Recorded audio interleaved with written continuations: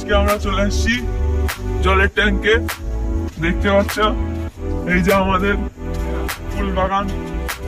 জলের ট্যাঙ্কে এখন কাজ, তোমরা জিজ্ঞেস করতে পারো জলের ট্যাঙ্কে এত বাঁশ বেঁধেছে কেন। এখানে কাজ চলছে এই জন্য। একবার হাই করে দাও। দেখতে দেখতে দেখতে পেলাম ও পেয়ারা গাছে উঠে পড়েছে।